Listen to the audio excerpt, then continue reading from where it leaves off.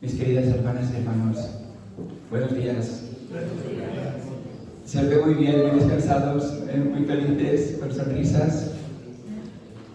Yo también he dormido de maravilla, de un tirón. Hacía tiempo que no dormía tan bien, hasta las 7. Primero miré el reloj y me parecía que eran las 5. Digo, bueno, no está mal. Pero, uy, si son las 7. Y luego me pude dormir otro poquito, o sea que una bendición realmente. Y después de los laudes tan bonitos y la canción esta del Laudato Si, que había por lo menos más de 20 años que no la cantaba, ¿no? Y la de Rúa también, ¿no?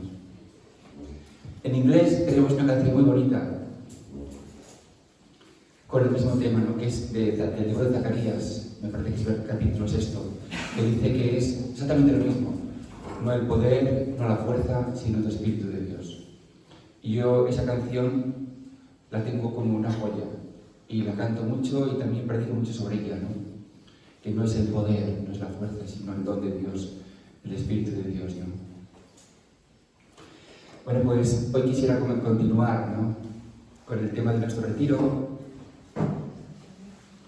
que es, llevamos este tesoro, ¿no? Ayer hablamos del tesoro y tengo la sensación de que lo habéis recibido tan bien y lo habéis entendido tan bien, que lo que nos hace realmente hermosos ante los ojos de Dios es, como decía el Marisol, ¿no?, nuestro deseo de Él.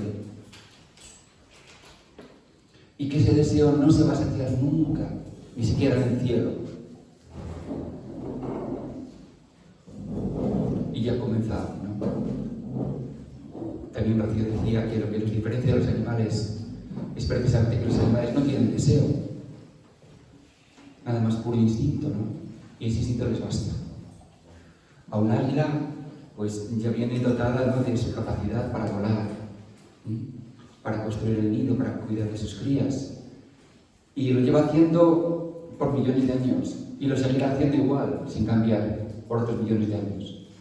Pero el ser humano tiene esta, si me permitís, bendición, maldición, depende de cómo se mire, que es el deseo.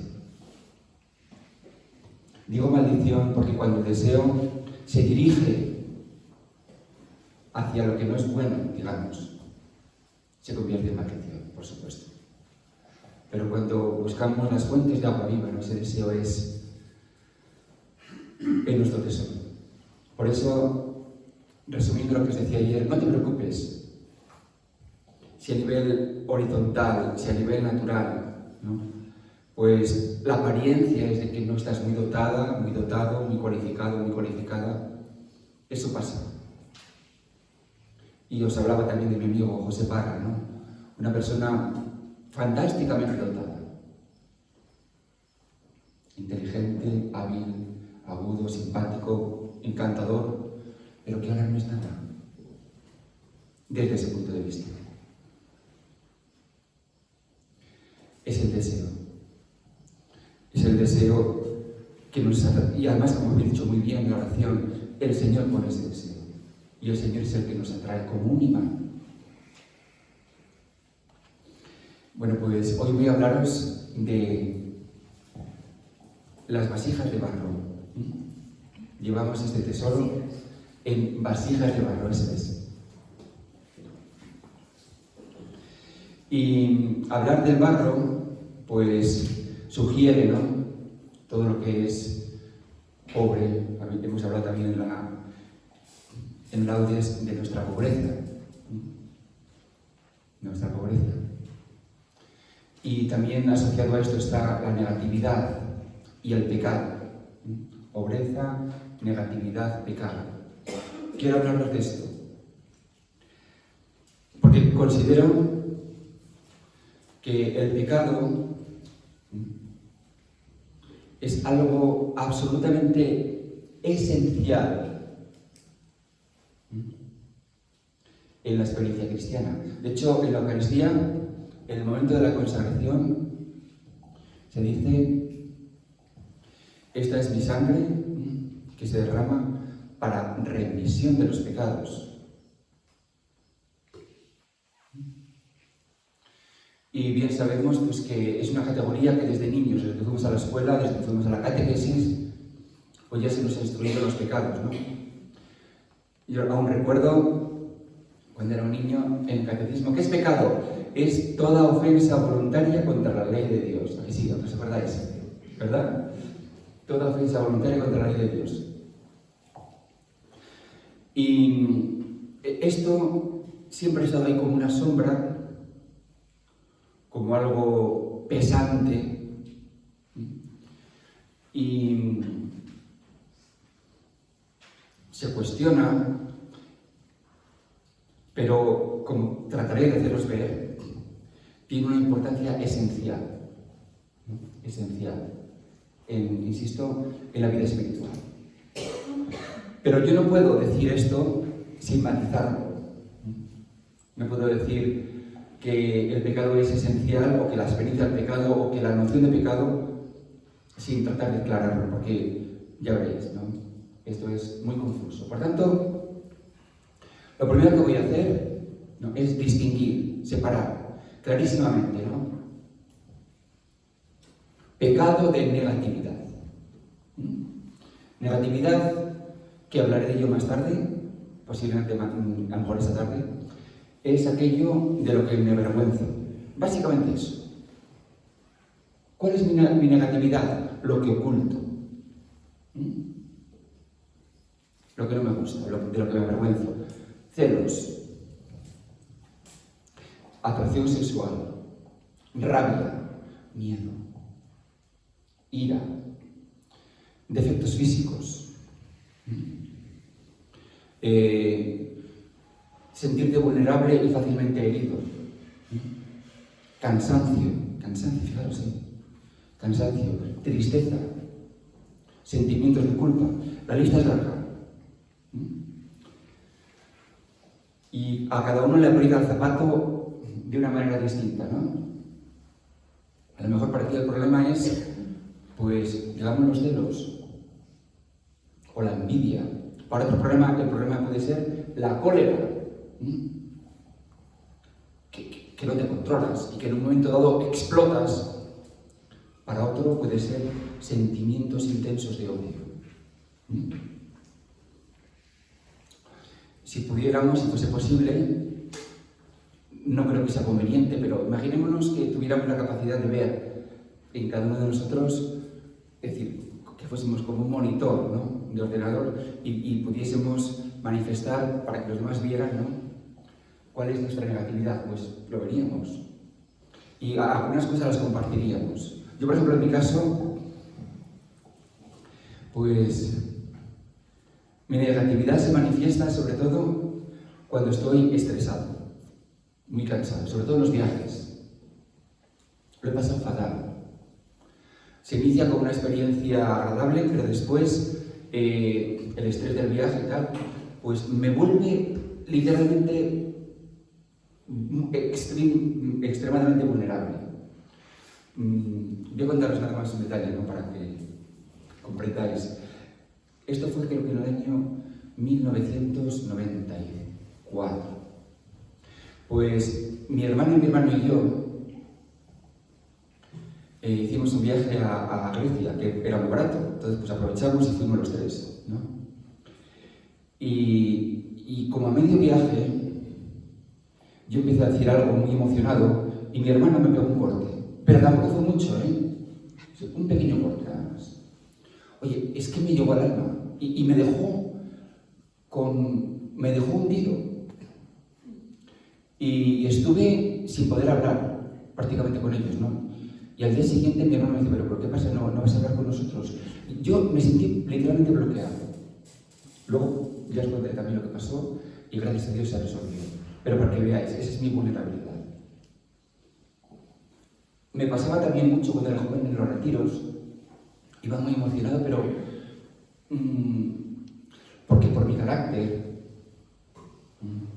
por mi temperamento, por mi tipo psicológico, pues no llevo bien los cambios, para nada. Los cambios me cuestan mucho.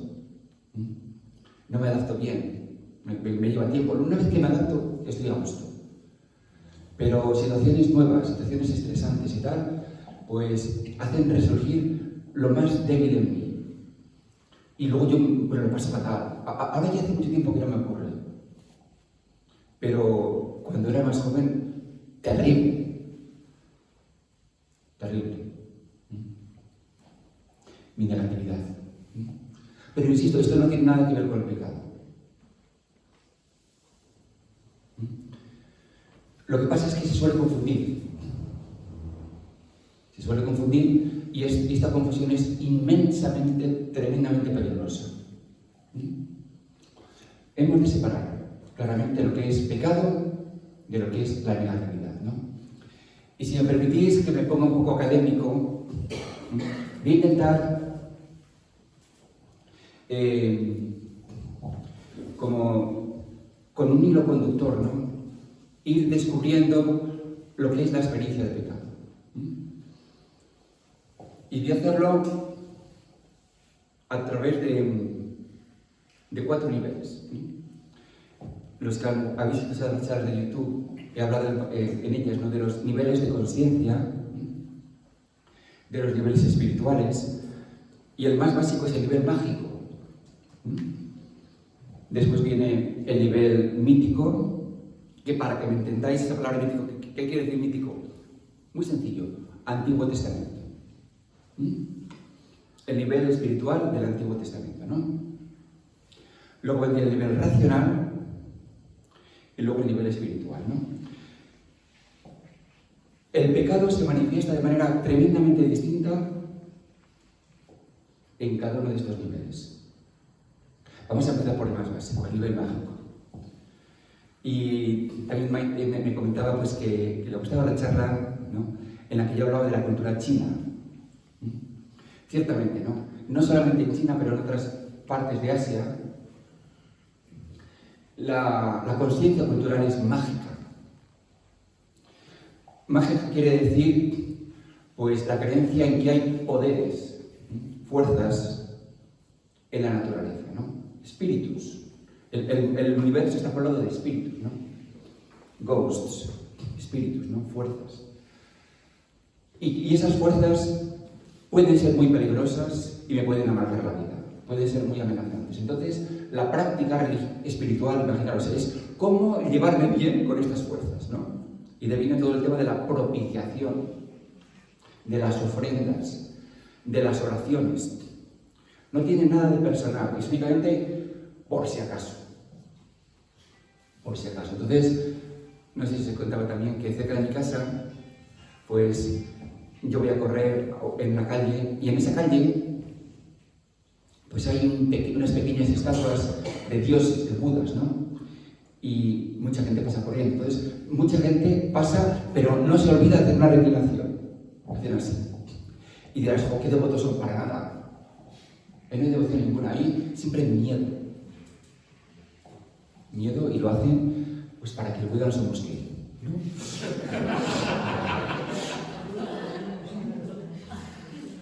¿Sabes? O sea, básicamente es eso, ¿no? Un miedo al mosqueo del Buda o del espíritu. Entonces, la idea es que, fijaros, el pecado no lleva siquiera intención, es que a lo mejor yo sin darme cuenta he mosqueado a un Buda o a un espíritu o a alguien. Sin darme cuenta. Como me acuerdo cuando estábamos en el colegio, ¿no? Cuando éramos niños que decían, pues te lo has cargado. Pues, y ya estabas aterrorizado. Me lo he cargado, ¿qué he hecho? Ni sabías qué habías hecho, pero te lo has cargado. A lo mejor, qué sé yo, pues habías puesto el cuaderno en donde no había que ponerlo. Pues mira, el padre se da cuenta que lo has cargado. Dios mío, esto es lo mágico. El miedo radical. El miedo es que has pisado. Os contaba, por ejemplo, ¿no? Que incluso, pues, van al campo y perdonadme, se ponen a orinar, ¿no? O los ponemos a orinar. Pues eso no se puede hacer porque es que a lo mejor estás orinando encima de uno de ellos. Y luego te van a zurrar. O sea, imaginaros que aquí las acciones no tienen lo más esencial, que es la intencionalidad, ¿no? Es que a lo mejor tú sin darte cuenta mentido, has mosqueado a un diosecillo o a un espíritu, y eso te va a traer problemas. O sea, fijaros, ese es el pecado, ¿no? El miedo, el terror a ofender. Esto está en el corazón de la religión, ¿no? Una conciencia del hombre como débil, frágil, inseguro. Por otra parte, un Dios todopoderoso. Y la relación entre los dos es de terror. Perdón, del hombre hacia Dios es miedo. Todavía no hemos entrado en el Antiguo Testamento, esto es previo. Entonces, pides que por favor, pues que ese Dios no se enfade contigo. Es decir, la experiencia del pecado es que Dios no se ofenda, o que los dioses no se ofendan, porque me va a zurrar. Si recordáis también, ella les contaba, ¿no?, de este señor, no sé si lo contaba, creo que lo contaba, pero vamos, lo voy a repetir, permitidme. Pues yo estaba hablando con un señor con un problema serio, ¿no?, de adicción. Entonces él me decía, mire, yo sé que yo lo que hago no está bien, pero yo nunca voy a hacer daño a nadie. Y yo le pregunté, bueno, ¿y por qué no? ¿Por qué no va a hacer esto daño a nadie? Y me respondió, porque el cielo tiene ojos. El cielo tiene ojos, es decir, Dios me está viendo. Dios me está viendo, ¿no? Y la segunda parte es, el cielo tiene ojos, me ve, y si yo estoy haciendo algo malo, me va a zurrar. Por eso yo no voy a hacer nada. No por conciencia moral, no por respeto, sino por miedo, a que me puede zurrar. Y fijaros que esto está también presente, yo lo he vivido. Cuando yo estaba en el colegio, pues el padre, un poco capullo o mucho, pues nos decía, tened cuidado, que aunque yo no se esté viendo, Dios se está viendo. Y él tan contento, ¿no?, de meternos miedo en el cuerpo, ¿no?, y asegurarse de que supiéramos que teníamos que portarnos bien, porque a lo mejor él no estaba presente siempre, pero Dios nos estaba viendo. Lo hacía con una satisfacción. Dios nos está viendo, ¿no? Había un filósofo francés, Jean-Paul Sartre, y él decía, yo soy ateo. Y soy ateo porque no podría soportar que alguien me estuviera viendo siempre. No podría soportar que Dios me estuviera viendo siempre. Nada, ateo. Tiene su punto, no podemos reír, era un hombre muy válido, aunque con su gotera y no pequeña, pero tenía su punto. Yo no puedo soportar a un Dios que me esté siempre viendo, ¿no? Pero esto es la experiencia mágica. La experiencia mágica, que lo que yo hago, incluso, fijaros, yo ni siquiera estoy hablando de que aposta, cometa un crimen. No, ni siquiera eso. Por supuesto, eso también, claro. Pero incluso equivocándome sin darme cuenta, sin darme cuenta, a lo mejor he hecho algo que ha ofendido a los dioses. Entonces ya estoy en follón, ya estoy liado, ¿no? Esta es la experiencia más primitiva que, creedme, aún existe en la humanidad. Como yo os contaba, ¿no?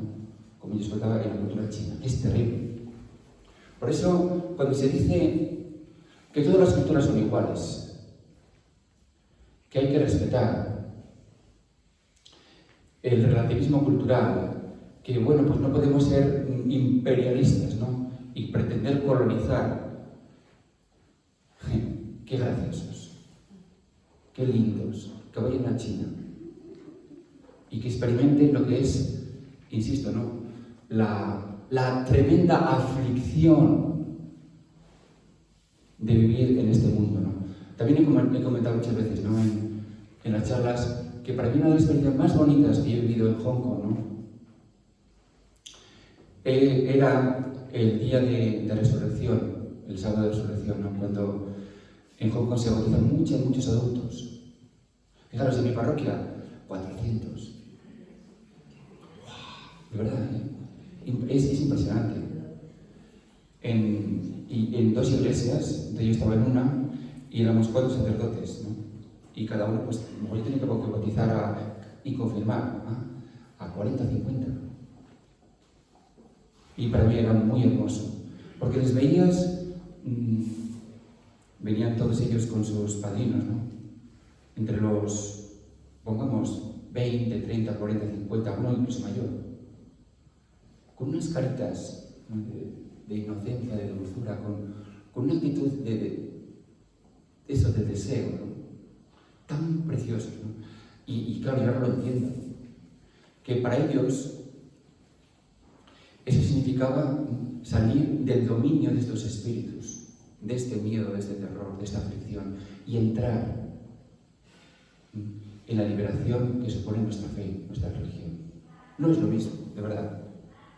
No es lo mismo estar bajo el dominio de los espíritus que estar en la libertad de los hijos de Dios, para nada.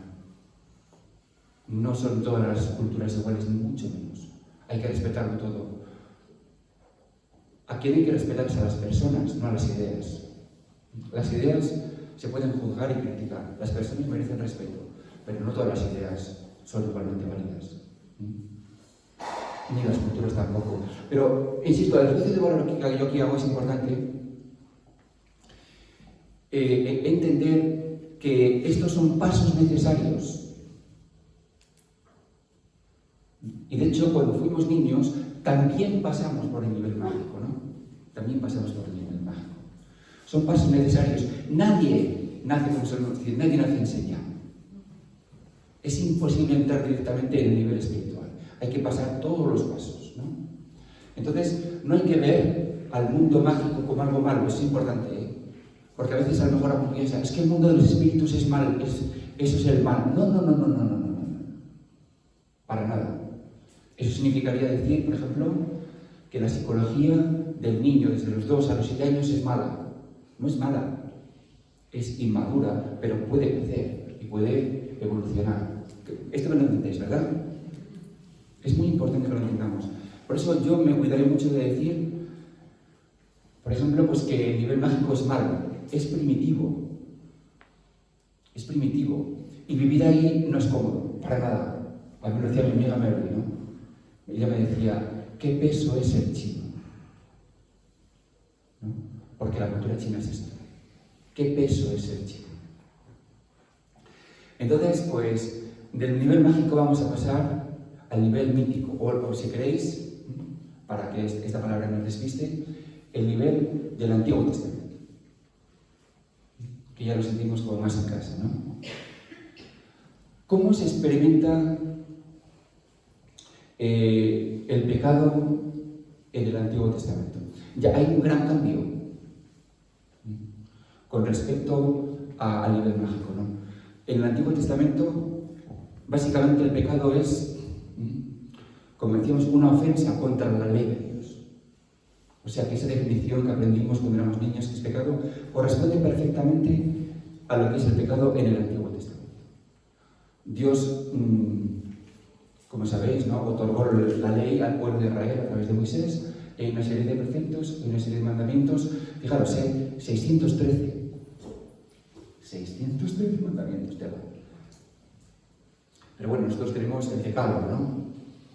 Entonces,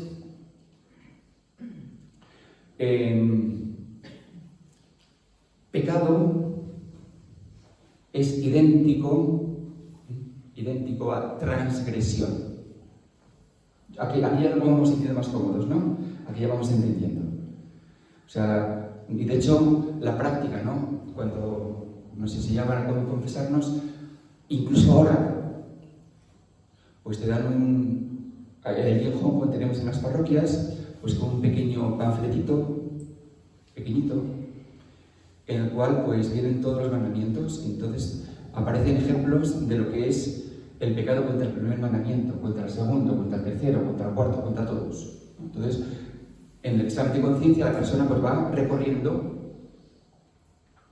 todos los mandamientos y dice, pues del primero esto, pues muy bien, del cuarto esto, del quinto esto, ¿no? Y luego vas y te confiesas. ¿no? Esa ha sido la práctica cristiana, ¿sí o no? O sea, pecado como transgresión, como no cumplir la ley. Entonces, insisto,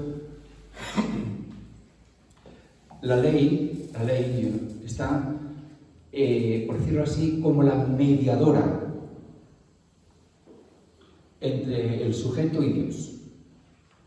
Entre Dios y la persona no hay, por decirlo así, línea directa. Es a través de la ley, ¿no? Entonces, si yo quiero ser un buen judío, ¿no? Pues mi deseo, mi obligación va a ser cumplir la ley, escrupulosamente, devotamente, ¿no? Conocer la ley, estudiarla, cumplirla, ¿no? Entonces, pues, insisto, el pecado va a ser si yo, más o menos conscientemente, por supuesto, cuanto más conscientemente peor, cuanto más conscientemente peor, pues falto a la ley. Fallo a la ley. Contra el primer mandamiento, contra el cuarto, contra el sexto, contra cualquiera. Entonces eso es un pecado, ¿no? Una transgresión. Pecado sería equivalente, ¿no? Pues eso, a una falta, a una ofensa. Yo creo que esta es la conciencia que tienen del pecado, iba a decir casi el 90% de los cristianos. Si, por ejemplo, imagínate que a los cristianos le dices, ¿tú crees que el pecado es una ofensa o un delito de la ley de Dios? El 90% dirían sí.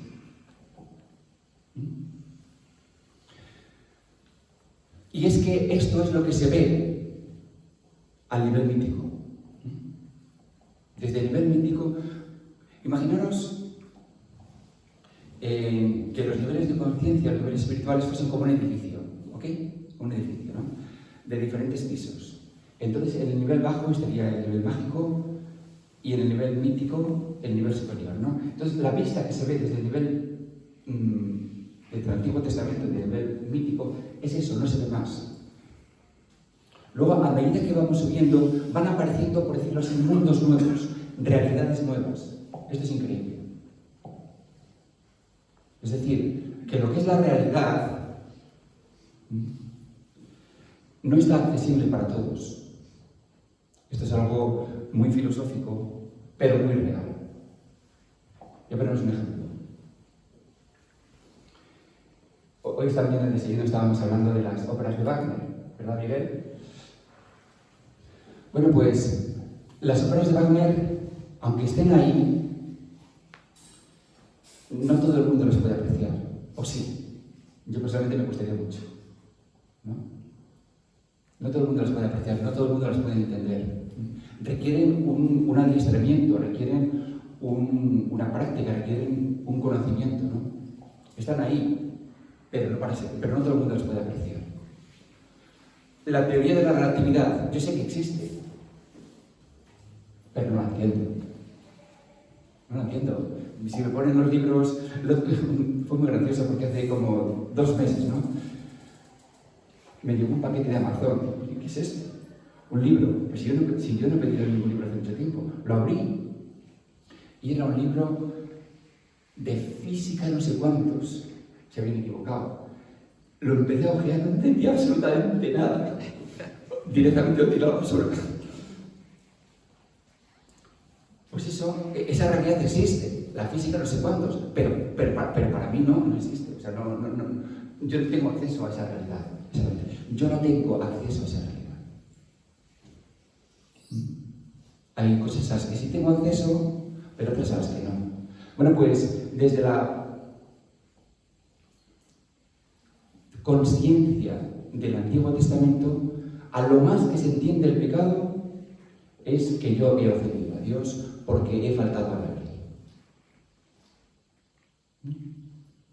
Y diréis, bueno, ¿y qué malo tiene eso del Antiguo Testamento? Pues lo sabemos todos muy bien. El grandísimo problema que tiene la ley es que bien puedo cumplirla o bien puedo no cumplirla, ¿no? ¿Qué pasa si la cumplo? Bueno, pues si se la cumplo me siento genial, ¿o no? Me siento bueno, me siento guapo y me siento que Dios me quiere, ¿sí o no? Sí. ¡Hombre! Y después voy a despreciar a todos los asquerosos, sinvergüenzas, golfos, energúmenos, y a ver si Dios les acaba de condenar de una vez, como decía un chico que decía en puro cabreo. Estaba también un amigo mío que en su grupo, digamos, de reflexión, pues un chico dijo que a ver cuándo Dios ya empieza a castigar de verdad a los malos, ¿no? Y a los malos también dentro de la iglesia, que esos son los peores, pero con odio y con rabia. A ver cuándo Dios ya empieza a castigar. Y eso, o sea, si tú la cumples la ley, pues vienen los sentimientos de inmensa soberbia. Y además, qué interesante, ¿no? Ya veremos a ver, cuando hablemos esta tarde, lo que es la negatividad, que es esencial para que tú puedas crecer y para que el Señor te salve. Tienes que conocer tu negatividad. Bueno, pues desde esta perspectiva de la ley, el cumplimiento de la ley, cuando tú consigues, y no es imposible, es que es relativamente fácil incluso. Es relativamente fácil cumplir la ley. San Pablo es un ejemplo. Él dice, según la ley, irreprochable. Es relativamente fácil, no es imposible. Pero al cumplir la ley, yo me hago absolutamente inconsciente de mi negatividad. Me creo bueno, para que me entendáis. Eso es un drama. Y ya el crecimiento es imposible. El crecimiento espiritual ya es imposible, está bloqueado. O sea, fijaros el drama, ¿no? La inmensa soberbia, y eso es lo que llamamos el fariseísmo.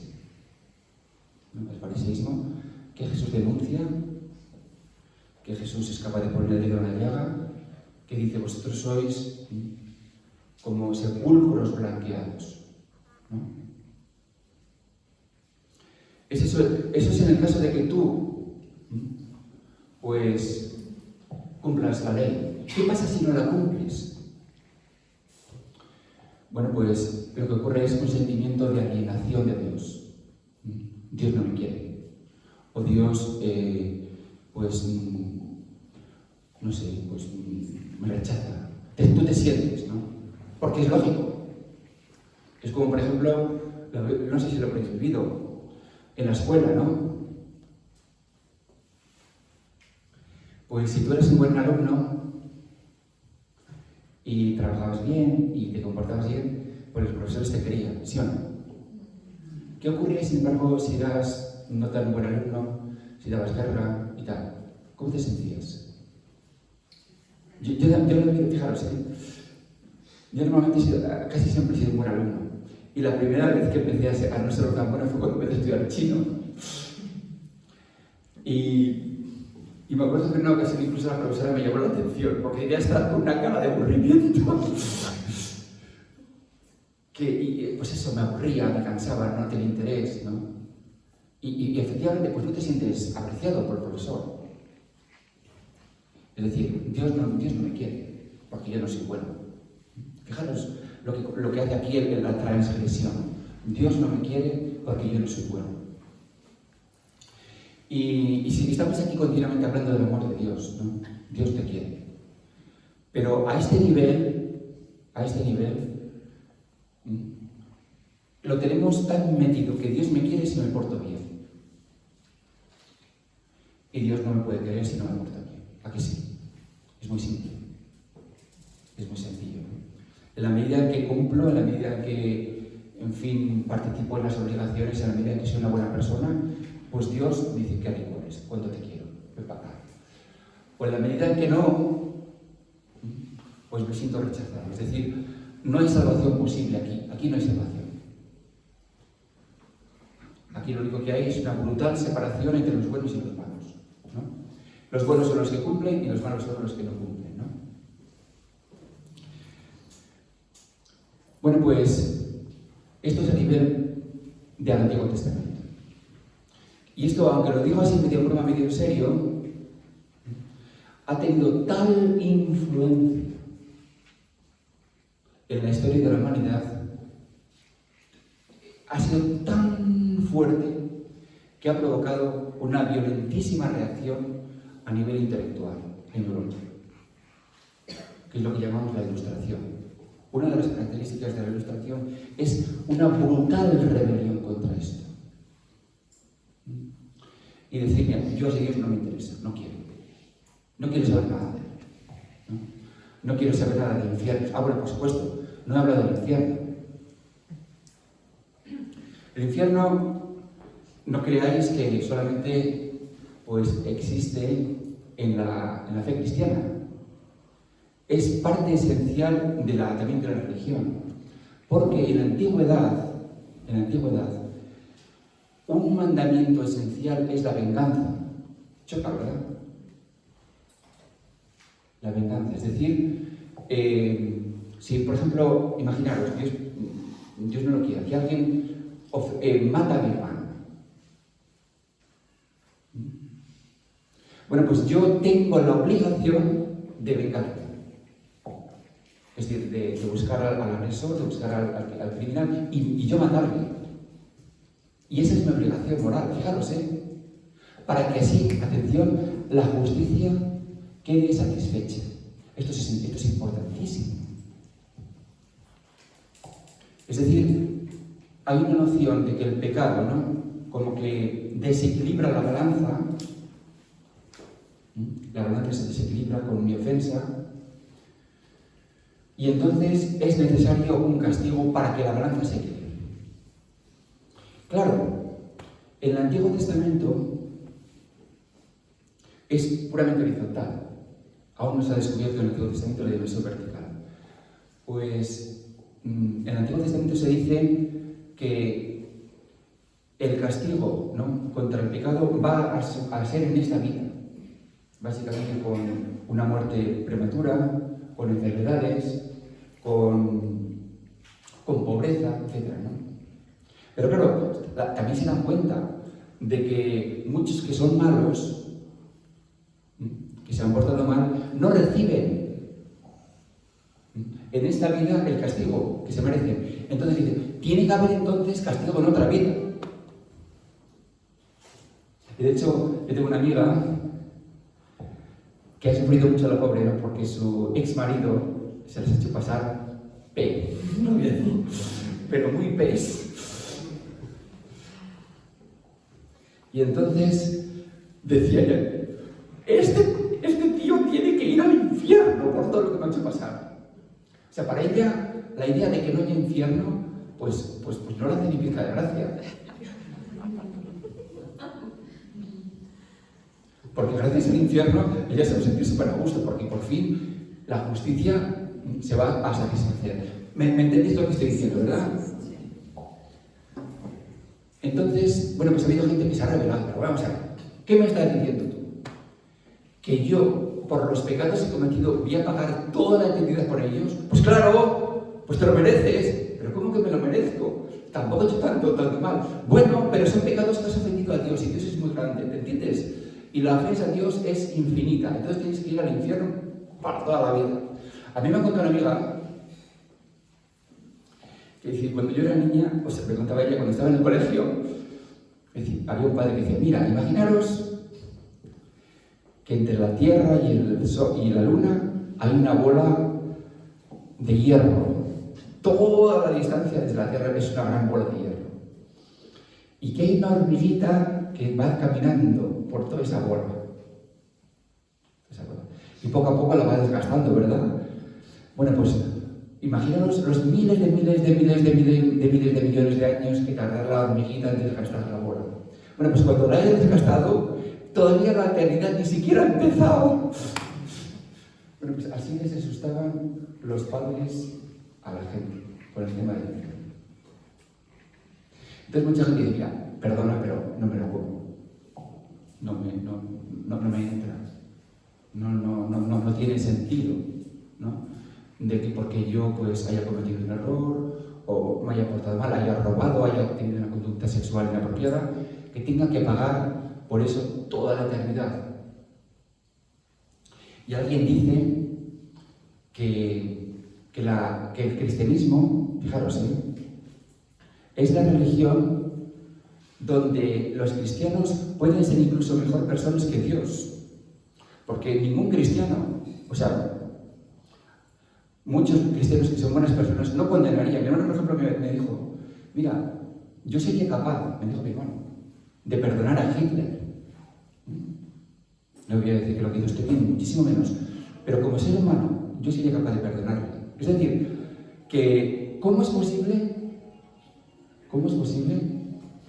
que los cristianos seamos capaces de mostrar compasión, mostrar perdón, y que Dios no sea capaz de eso, y que te condena al infierno por toda la vida? Entonces, de esta reacción tan fuerte ha surgido la increencia. No solo, pero esto ha sido muy importante. Una inmensa rebeldía contra este Dios, que por cierto no es un Dios, es un monstruo. Yo tampoco creo en ese Dios. Ese Dios es un monstruo, ¿no? Y necesita pues ser reemplazado, por decirlo así, ¿no? Entonces, a nivel racional, que es donde está el 90% de la gente, ¿no?, en Europa y en el primer mundo, pues la noción de pecado ya no tiene tintes religiosos. Ya no tiene tintes religiosos. Ya no es ninguna ofensa contra la ley de Dios, es sencillamente pues una falta. Una falta. Es paradójico. Es muy paradójico porque, por una parte, hay mayor conciencia moral que antes. Ahora me explico. Y por otra parte, pues no hay conciencia de la profundidad del pecado. Voy a intentar explicarme, ¿no? Digo primero que, paradójicamente, en algunos aspectos hay mayor conducta moral. ¿Qué quiero decir con esto? Yo he vivido en un internado desde los 10 hasta los 17 años. Nunca he experimentado, ni me consta que haya habido abusos sexuales en el tiempo que yo estuve, no me consta. Pero sí que hubo abusos físicos graves. Eso los he visto yo. O sea, había en concreto un padre, no solo él, loco, como os estoy contando, y que cuando por motivos absolutamente arbitrarios se ponía a pegar a un niño y se ponía loco. Bueno, pues diréis, pues qué padre más malo. Para mí, y cuando lo comentamos, no es solamente el problema de este padre, sino el resto de los padres que lo sabían y lo permitían. ¿Me entendéis, no? Que este padre estuviera loco no es para aplaudirlo, ¿no? Pero, y el resto, pero incluso les decían, por ejemplo, imagínate que el padre Felipe, ¿no?, pues quería asustar a un niño. Mira, o te portas bien o te mando al padre Alberto. O sea que así hacían.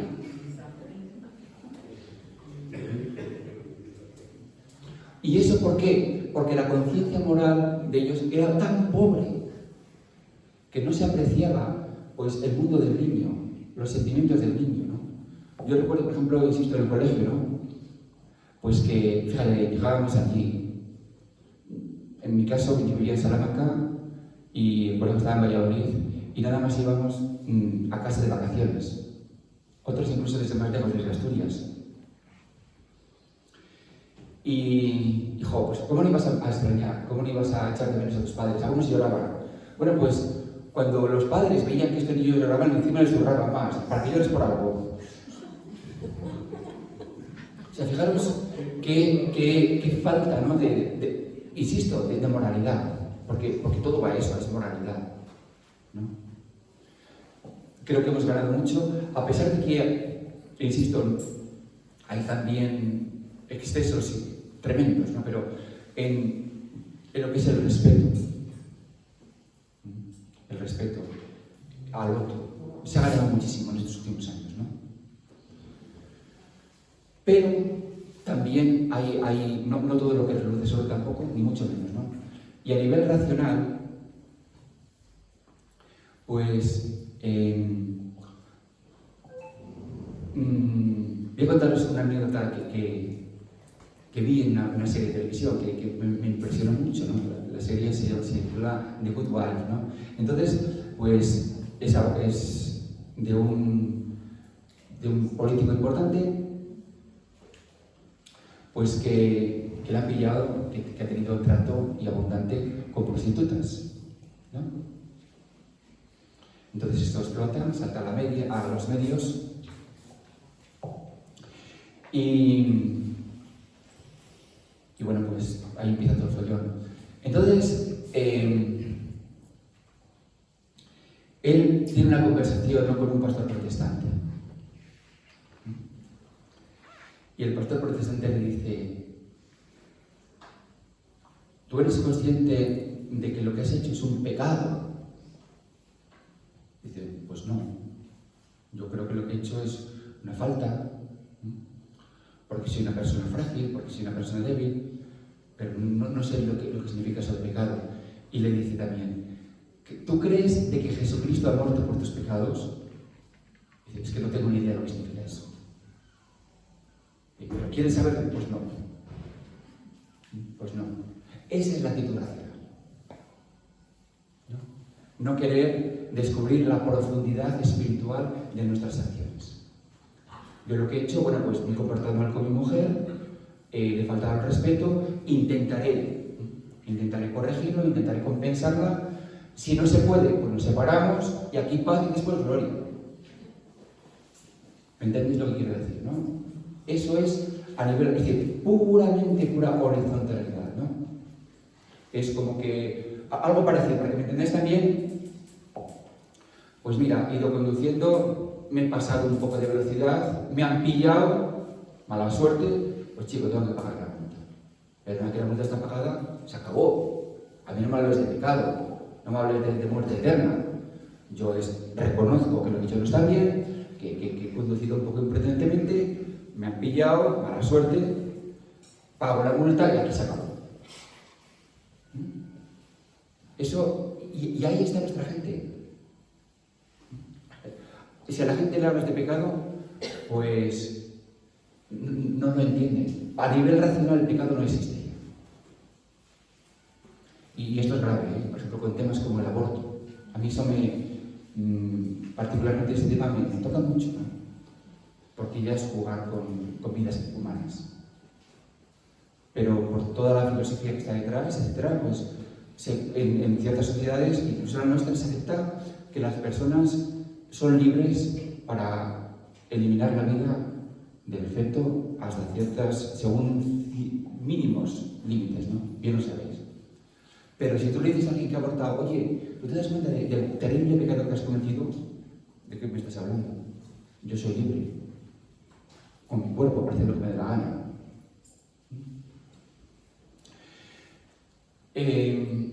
Diréis: ¿es esto mejor que lo anterior? En algún aspecto sí. En algún aspecto sí, ¿no? Hay menos miedo, menos agobio, pero también, por supuesto, pues se ha perdido mucho, ¿no? Se ha perdido mucho y tampoco es posible el crecimiento.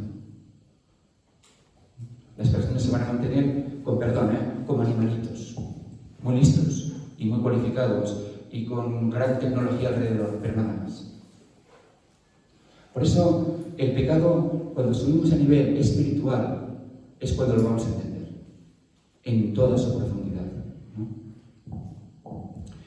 Y como no quiero cansaros mucho, y además ya son las 12, pues voy a acabar la charla hoy y que sepáis que esta tarde voy a hablar del pecado como una realidad profunda y que no podemos ignorar.